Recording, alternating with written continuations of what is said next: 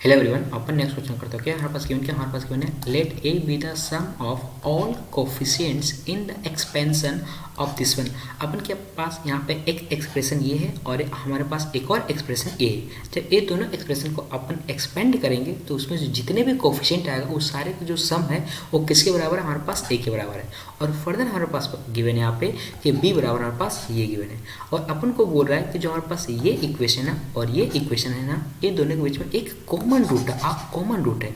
तो अपन को पूछा है कि बताओ D/C/E का रेशियो क्या होगा। ओके, चलो देखते हैं इस क्वेश्चन को अपन कैसे सॉल्व करते हैं। ठीक है,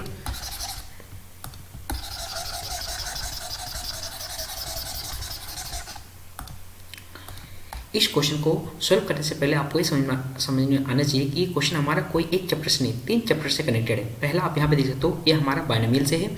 जस्ट सेकेंड, ये हमारा बाइनोमियल से है और ये हमारा लिमिट से और ये हमारा क्वाड्रेटिक इक्वेशन से है। ठीक है, चलो तो देखते हैं हम लोग इसको कैसे सॉल्व करते हैं। ठीक है, सबसे पहले अपन क्या करते हैं, इस पोर्शन को सॉल्व करते हैं और अपन ए का वैल्यू निकालते हैं। ठीक है, ओके।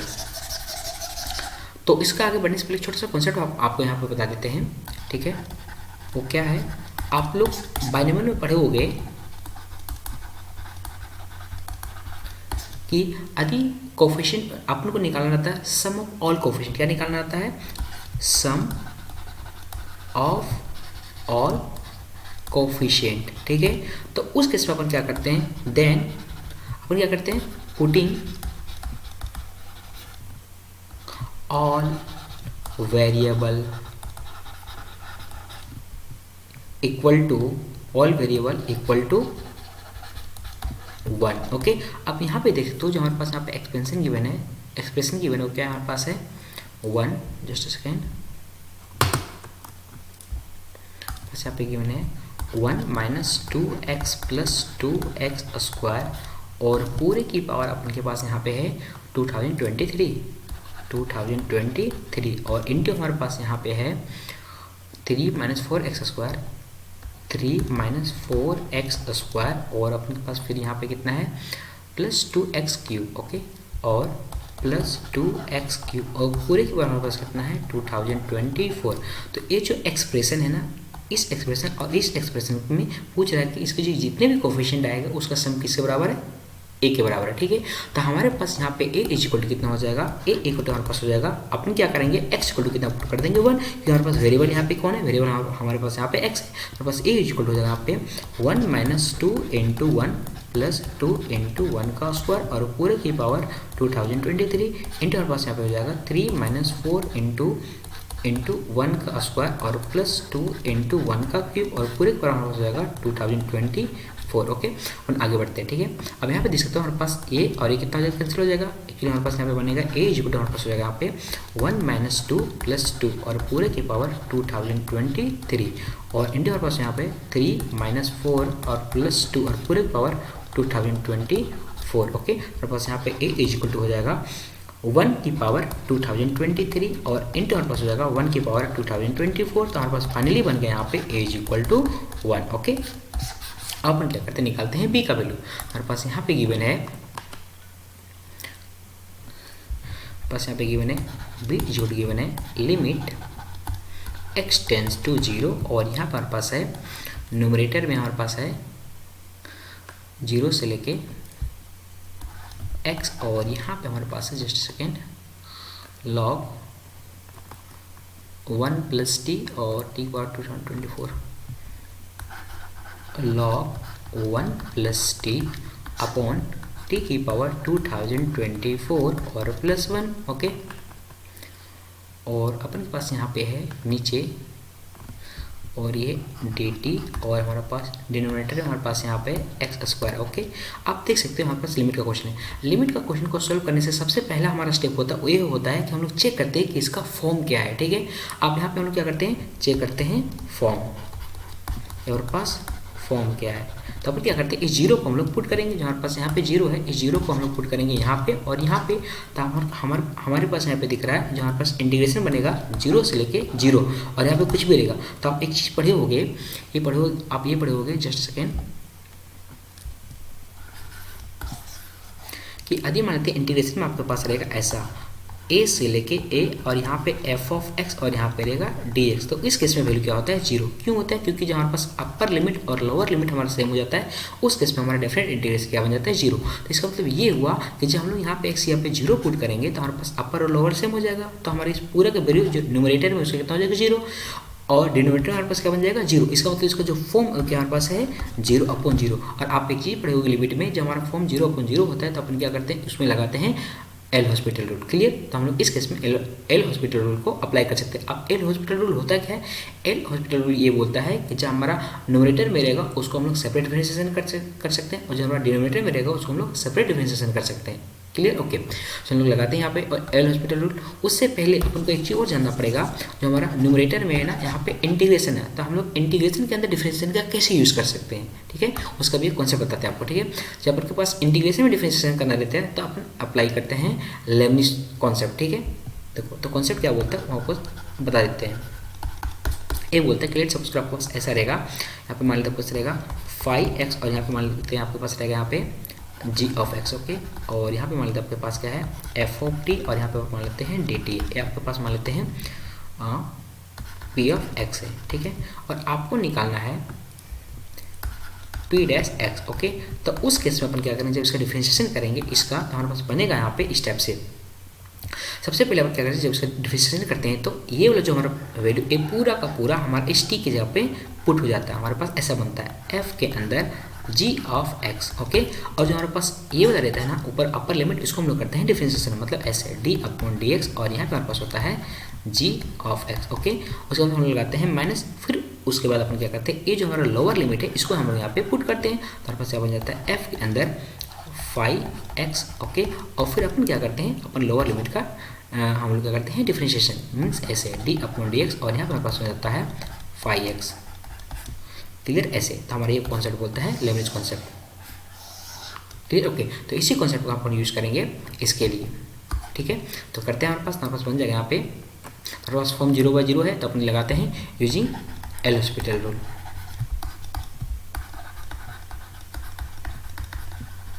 ओके, तो हमारे पास यहाँ पे बन जाएगा b जो हमारे पास हो जाएगा यहाँ पे लिमिट x टेंस टू 0, और हमारे पास यहाँ पे हो जाएगा, जब अपन अपर लिमिट को पुट करेंगे तो बन जाएगा यहाँ पे लॉग के अंदर 1 प्लस एक्स अपॉन यहाँ पे हो जाएगा हमारे पास कितना, x की पावर 2024 और प्लस 1 इंटू हमारे पास हो जाएगा यहाँ पे d अपॉन डी एक्स, और यहाँ पे हो जाएगा कितना x। ओके, और माइनस। अब यहाँ पे देख सकते हो कि अपन क्या करेंगे, जो हमारे पास यहाँ पे है, जस्ट सेकेंड, हमारे पास यहाँ पे है इस जीरो को हम लोग, इस जीरो को जो हमारे पास इस जीरो को हम लोग यहाँ पे पुट करेंगे, और सिमिलरली हम लोग यहाँ पे पुट करेंगे, और फिर जीरो क्या करेंगे डिफरेंशिएशन, और जीरो क्या है कांस्टेंट वैल्यू, और उसका डिफरेंशिएशन कितना हो जाएगा, जीरो। इसका मतलब ये हुआ कि जब हम लोग यहाँ पे जो माइनस में लिखेंगे, हमारे पास कितना हो जाएगा, जीरो। ओके, डिवाइड बाय, ये हमारा किसका डिफरेंशिएशन था, न्यूमरेटर का। अपन क्या करेंगे, डिनोमिनेटर का डिफरेंशिएशन करेंगे, तो हमारे पास डिनोमिनेटर में कितना हमारे पास है एक्स स्क्वायर, और एक्स स्क्वायर डिफरेंशिएशन क्या होता है, कितना होता है 2x।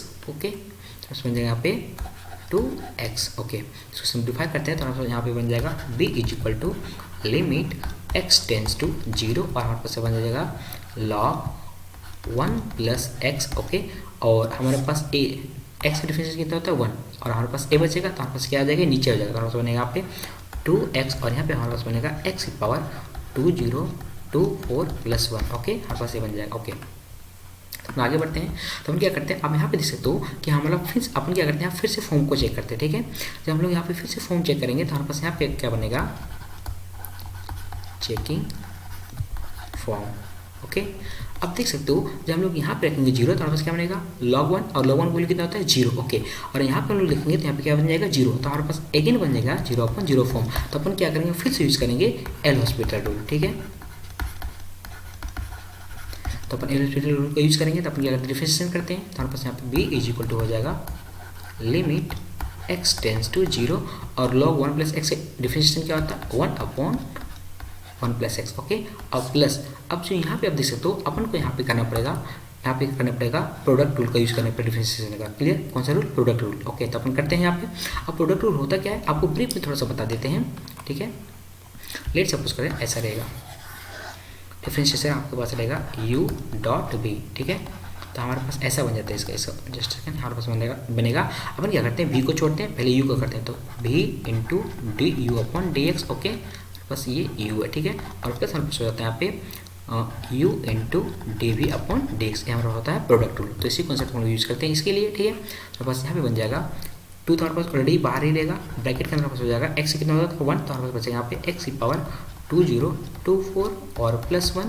ओके, और फिर हमारे पास हो जाएगा पे प्लस x इंटू हमारे पास हो जाएगा 2024 और यहाँ पे हो जाएगा हमारे पास x की पावर 2023 और प्लस 1। ओके, अपन क्या करेंगे, x की वैल्यू 0 पुट करेंगे, तो हमारे पास यहाँ पे बन जाएगा, अपन x की वैल्यू 0 पुट करेंगे तो हमारे पास यहाँ पे हो जाएगा b इज हमारे पास हो जाएगा यहाँ पे 1/1 प्लस 0 अपने हमारे पास यहाँ पे हो जाएगा 2 इंटू ब्रैकेट हमारे पास यहाँ पे बनेगा 0 की पावर 2024 प्लस 1 और प्लस हमारे पास हो जाएगा 0 इंटू 2024 और यहाँ पे हो जाएगा इंटू 0 की पावर 2023 और प्लस 1। ओके, तो इसको हम लोग सिंप्लीफाई करेंगे तो हमारे पास यहाँ पे बन जाएगा b is equal to 1/2।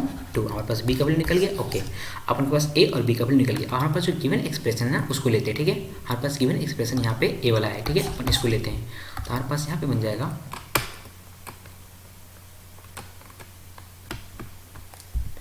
2px² plus हमारे पास यहाँ पे जस्ट सेकेंड ax प्लस 4 है, ठीक है, ax प्लस 4 इक्वल टू 0। अपन क्या करते हैं, a और b को मल्टीप्लाई करते हैं, तो हमारे पास यहाँ पे बन जाएगा 2 इंटू 1/2x² प्लस हमारे पास यहाँ पे हो जाएगा x प्लस 4 इक्वल टू 0। तो हमारे पास यहाँ पे बन गया x² plus x plus 4 equal to 0। Okay, आप यहाँ पे देख सकते हो हमारे पास एक क्वाड्रेटिक की इक्वेशन बन गया, ठीक है। और हमारे पास एक और क्वाड्रेटिक की इक्वेशन है, वो दोनों के बीच में क्या है, एक रूट कॉमन है। हमारे पास एक और क्वाड्रेटिक की इक्वेशन क्या है यहाँ पे गिवन है, वो ये वाला गिवन है, ठीक है। तो अपन इसको लेते हैं। हमारे पास यहाँ पे है cx² plus dx plus e, ठीक है। हमारे पास यहाँ पे just second cx² plus dx plus a equal हमारे पास कितना है 0। ओके, आप यहाँ पे देख सकते हो जो हमारे पास इस क्वाड्रेटिक इक्वेशन है, इसका हम लोग डिस्क्रिमिनेंट निकाल के देखते हैं कि इसका डिस्क्रिमिनेंट क्या आता है, ठीक है। तो हमारे पास d इक्वल क्या होता है, हमारे पास होता है b² माइनस 4ac होता है, ठीक है। अपन वैल्यू अप्लाई करते हैं, b इक्वल कितना हमारे पास 1 है, तो 1 का स्क्वायर माइनस 4 इंटू a का वैल्यू कितना है 1 है, इंटू हमारे पास c का वैल्यू कितना है 4।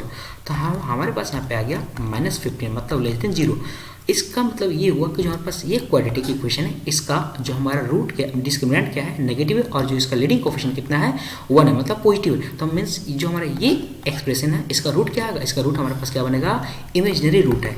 ओके, इसका रूट हमारे पास क्या है, इमेजिनरी रूट है। और जब हमारा इमेजिनरी रूट होता है उस केस में यदि हमारा एक रूट इमेजिनरी है तो दूसरा रूट भी क्या हो जाएगा, हमारे पास इमेजिनरी हो जाएगा। इसका मतलब ये हुआ कि जो हमारा ये इक्वेशन है क्वाड्रेटिक इक्वेशन और ये क्वाड्रेटिक इक्वेशन है, इसमें एक रूट कॉमन नहीं है, 2 रूट कॉमन है। कितने रूट कॉमन है, 2 रूट कॉमन। आपको एक कॉन्सेप्ट पता होना चाहिए, वो क्या है, आपको लिख देते हैं यहाँ पे कि मान लेते हैं आपके पास क्वाड्रेटिक इक्वेशन रहेगा, यदि रूट क्या रहेगा, रूट रहेगा इमेजिनरी और रूट रहेगा इमेजिनरी या फिर एंड इरेशनल रहेगा, ठीक है, इरेशनल रहेगा। तो उस केस में क्या होता है, बाय डिफॉल्ट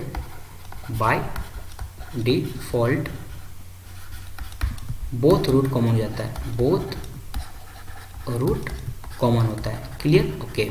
और जब 2 रूट कॉमन होता है तो अपन क्या करते हैं, हम जब 2 रूट कॉमन होता है उस केस में कॉन्सेप्ट लगाते हुए होता है a1/a2 is equal to b1/b2 equal to c1/c2। कब होता है, जब हमारे पास दोनों का रूट कॉमन होता है तब। ओके, अब a1 b1 b और c1 c2 ये सब क्या होता है, इससे हमारे पास होता है कोफिशिएंट का रेशियो होता है। मतलब इस केस में आप देख सकते हो यहाँ पे कितना है 1 है, यहाँ पे हमारे पास कितना है 1 है, यहाँ पे हमारे पास कितना है 4 है।